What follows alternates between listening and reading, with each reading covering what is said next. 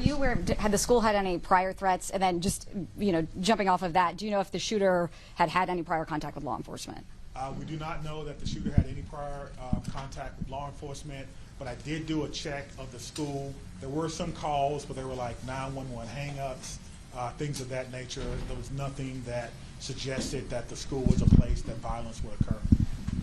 Chief, I know that you mentioned that the shooter died of a self-inflicted burn. Did that happen before officers arrived at the school, or when the shooter saw officers coming into the school? Yeah, so let me say that the cause and manner in which the shooter died will be determined by the inmate. But what I can tell you is the shooter was dead upon our arrival, police department arrival, and no officers fired their weapons. Okay? Lucas, what are these search warrants you're executing, or are they at the residence or like the device the shooter had? What do you, I'm sorry. The extent of the search warrant. Yeah, so the extent of the search warrant is to be able to go in a place that we don't have permission to be in and make sure that everyone is okay. And then if there's any evidence that we think we need to collect, we can only do that with the use of a search warrant. And so, again, we have to determine if there is evidence that we will need. Everyone wants to know what led up to this. Are there any additional threats to public safety? Is this person or was this person by themselves? There are a lot of questions that we want to answer, but we have to answer the safety questions first, and then we'll move on to some of the more investigatory questions. Are you in possession of any of the shooter's devices? I am not, no.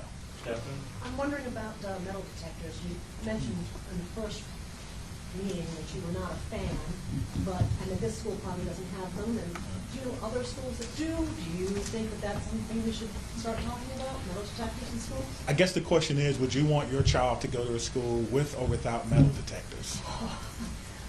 I can't answer that. I can't. Right now, it's not without it. Yeah, absolutely. So the idea is to create the safest environment that we can without metal detectors. That is my answer. Chief, this was a shooting at a Christian school right before the Christmas holiday. Can you address the impact of that? And is the Christmas holiday at all, in your belief, related to as a motivation for the shooting? Yeah. So to the question of motivation, we don't know why, but to the question of so close to Christmas, we have a lot of people going to be impacted.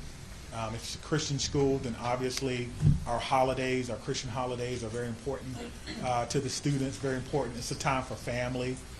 Students probably getting ready to go out on break, and now the break will be a little less about celebrating Christmas than more about celebrating perhaps friends and loved ones and staff members who perhaps lost their life. That's why I'm asking everyone to, of course, keep Abundant Life Christian School in your thoughts and in your prayers, and we'll get a couple more. Okay.